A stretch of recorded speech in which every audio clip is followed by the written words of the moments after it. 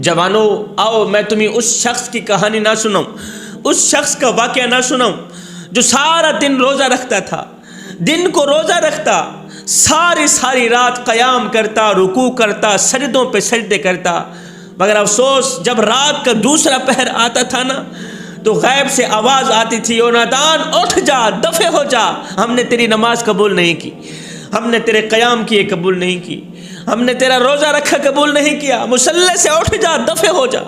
हज़रत मालिक बिन दीनार रहमतुल्लाह अलैह फरमाते हैं, मैंने ज़िंदगी में 60 हज किए, एक हज में बड़ा ही रश था, लाखों की तादाद में लोग जमा थे।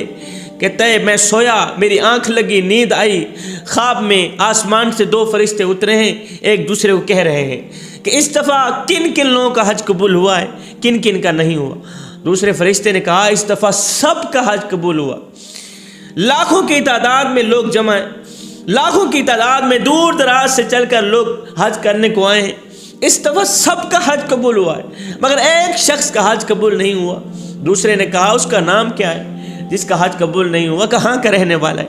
कहा उसका नाम मोहम्मद बिन हारून बल्खी है, बलख का रहने वाला है। हज़रत मालिक बिन दीनार रहमतुल्लाह अलैह फरमाते हैं एकदम मेरी आंख खुली, मैं उठा उस शख्स की तलाशी के लिए कि तेरा हज कबूल नहीं हुआ, आखिर क्या वजह है? हज़रत मालिक बिन दीनार रहमतुल्लाह अलैह फरमाते हैं मैं उस शख्स की तलाशी के लिए घर से निकला, जहाँ बल्खियों के खैमे लगे हुए थे, वहाँ पहुँचा। जाके मैंने कहा मियाँ तुम में मोहम्मद बिन हारून बल्खी कौन है? लोगों ने कहा वो तो नेक है, वो तो मुत्तकी है, परहेजगार है, दरवेश है, अल्लाह का नेक बंदा, अल्लाह का महबूब बंदा, दिन को रोज़ा रखता है, सारी सारी रात क़याम करता है, रुकू करता है, सजदों पे सजदे करता है, वो तो खुदा का नेक बंदा है, अल्लाह का वली। मालिक बिन दीनार रहमतुल्लाह अलैह फरमाते हैं मैं हैरान रह गया कि मुझे उसके बारे में क्या बताया गया था और ये क्या कह रहे हैं। हज़रत मालिक बिन दीनार रहमतुल्लाह अलैह ने फरमाया मियाँ इस वक्त वो कहाँ है? लोगों ने कहा वो सामने जो पहाड़ी है ना, पहाड़ी की दूसरी साइड पे उसने खैमा लगाया हुआ है, अकेला है।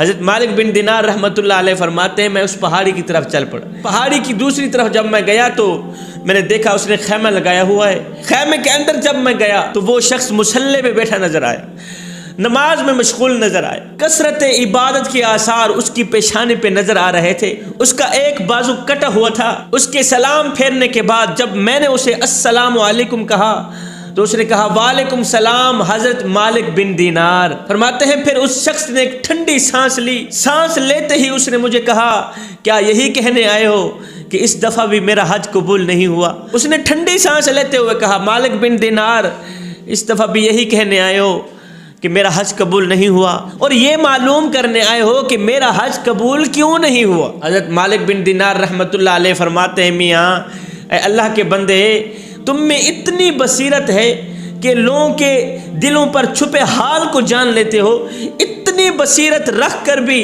तेरा हज कबूल क्यों नहीं हुआ? आखिर वजह क्या है? तू नेक है, मुत्तकी, परहेजगार, दरवेश बंदा है, सजदों पे सजदे करता है, तेरी इबादत की लोग गवाही देते हैं, इन इबादत के बावजूद भी तेरा हज कबूल क्यों नहीं हुआ? हज़रत मालिक बिन दीनार रहमतुल्लाह अलैह का सवाल सुनकर वो शख्स रोने लगा, तड़पने लगा। वो जवाब देने लगा अल्लाह ने मुझे बड़ी दौलत से नवाजा, जब पैसे आए तो मैं अयाश बन गया। रमज़ानुल मुबारक का महीना था, असर के बाद मेरी वालिदा अफ्तारी की तैयारी कर रही थी। मैंने माँ को कहा माँ मुझे एक रोटी दो, मैं रोटी खाना चाहता हूँ। मैंने शराब पी हुई थी, माँ से रोटी मांगने लगा। माँ ने कहा बेटे शर्म कर, और शर्म कर, रोटी मांग रहा है, रमज़ानुल मुबारक का महीना है, रोटी मांग रहा है, खुद तो रोज़ा रखता नहीं, जिन्होंने रोज़ा रखा है उनका ख्याल तो कर, उनका एहतराम तो कर। जब मेरी माँ ने मुझे कहा ना शर्म कर तो मैं गुस्से से आग बगोला हो गया। जब मेरी माँ ने मुझे कहा शर्म कर तो मैंने माँ के मुंह पर एक थप्पड़ रसीद किया, एक तमाचा मारा। मैं ताकतवर था, मुझ में इतनी सारी ताकत थी, जैसे ही माँ को थप्पड़ लगा तो माँ जलते तंदूर में जा गिरी। जब मेरी माँ जलते तंदूर में जा गिरी लोग दौड़ कर आए, लोगों ने मुझे पकड़ा, एक कमरे में बंद कर दिया। मैं कमरे में अकेला बैठकर सारी रात शोर सुनता रहा, नशे में धुत था। सवेरे जब आंख खुली तो मेरी बीवी बैग में कपड़े डाल रही थी, जाने की तैयारी कर रही थी। मैंने कहा तुम कहाँ जा रही हो? कहा चुप कर नादान, चुप कर कमबख्त, जो माँ का नहीं वो किसी का नहीं। جو شخص ماں کا نہیں ہے وہ شخص میرا بھی نہیں ہے، لہٰذا میں تمہیں چھوڑ کے جا رہی ہوں۔ میں نے بیوی سے پوچھا میری ماں کہاں ہے؟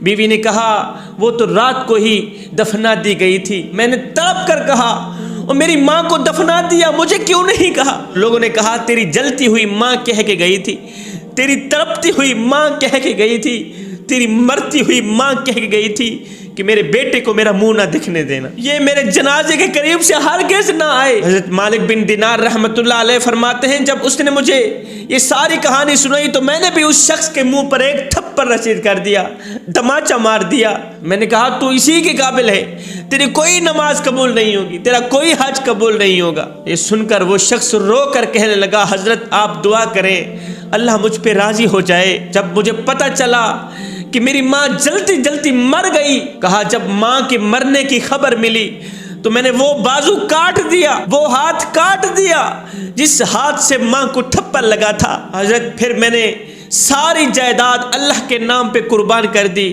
ساری جائیداد غریبوں کو بانٹ دی۔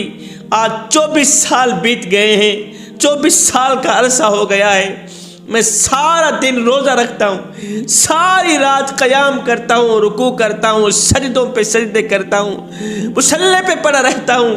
ہے جب رات کا دوسرا پہر آتا ہے تو کوئی کہنے والا کہہ رہا ہوتا ہے او کم وقت مصلی سے اٹھ جا، دوڑ جا، ہم نے تیری کوئی نماز قبول نہیں کی، ہم نے تیرا کوئی حج قبول نہیں کیا۔ حضرت مالک بن دینار رحمۃ اللہ علیہ فرماتے ہیں میں نے اس شخص کے منہ پر تھپڑ مارا، واپس چلا آیا، رات کو سویا، آنکھ لگی، نیند آئی، خواب میں مجھے میرے پیارے نبی حضرت محمد مصطفیٰ صلی اللہ علیہ وسلم کی زیارت نصیب ہوئی۔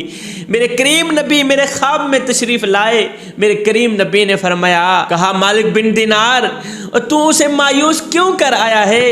تجھے پتہ نہیں اللہ بڑا ہی مہربان ہے۔ کہا حضور ماں کے نافرمان کو معافی کیسے ملے گی؟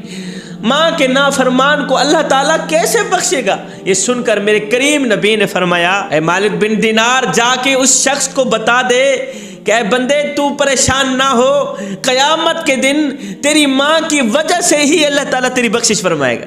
میں نے کہا حضور وہ کیسے؟ میرے حضور علیہ السلام نے فرمایا قیامت کا دن ہوگا، نفسا نفسی کا عالم ہوگا، اس کی ماں اپنا مقدمہ لے کر اللہ کی بارگاہ میں حاضر ہوگی، اللہ کے سامنے اللہ کی عدالت میں پیش ہوگی۔ اس کی ماں کہے گی مالک میں نے اس بیٹے کو جنم دیا، اپنی رگوں سے خون نکالتی رہی، اس کی رگوں میں ڈالتی رہی، اپنے منہ سے نوالا نکالتی رہی، اس کے منہ میں ڈالتی رہی، میں کمزور ہو گئی اسے طاقتور بنا دیا، میں بوڑھی ہو گئی اسے جوان کر دیا، آج جب یہ جوان ہوا تو اس نے میرے منہ پر تھپڑ رسید کر دیا، اس نے مجھے تھپڑ مارا، مجھے قتل کر ڈالا، اس نے مجھے جلتی آگ میں ڈال دیا۔ سن کر اللہ فرمائے گا فرشتوں اس کم بخت کو اٹھاؤ، اسے جہنم میں ڈال دو۔ اب فرشتے اس نادان کو پکڑیں گے، جہنم کی طرف گھسیٹتے ہوئے جا رہے ہوں گے۔ فرمایا میرے کریم نبی نے جب یہ روتا ہوا تیسری بار ماں کو دیکھے گا تو ماں تڑپ اٹھے گی، ماں رونے لگے گی، جلتی آگ میں مرنے والی ماں بول پڑے گی، کہے گی یا اللہ میں نے اپنے بیٹے کو معاف کیا، چل تو بھی معاف کر دے، مالک میرے بیٹے کو جہنم میں نہ ڈال، جہنم میں نہ پھینکوا، میں نے اپنے بیٹے کو معاف کیا، میں نے اپنے بیٹے کو معاف کیا، چل تو بھی اسے معاف کر دے۔ اللہ فرمائے گا یہ تو کیا کہہ رہی ہے، اس نے تجھے جلایا ہے، جلتے ہوئے انگاروں میں اس نے تجھے پھینکا ہے، پھر بھی تو اسے معاف کر رہی ہے۔ ماں کہے گی یا اللہ یہ تو بیٹا تھا جس نے مجھے آگ میں جلایا ہے، میں تو ماں ہوں اور بیٹا ماں کی آنکھوں کے سامنے جلے، یہ ماں کیسے برداشت کر سکتی ہے؟ مالک میں نے اسے معاف کیا، میں نے اپنے بیٹے کو معاف کیا، چل تو بھی معاف کر دے۔ میں دعا کرتا ہوں اللہ تعالیٰ ہمیں بوڑھے والدین کی خدمت کرنے کی توفیق عطا فرمائے۔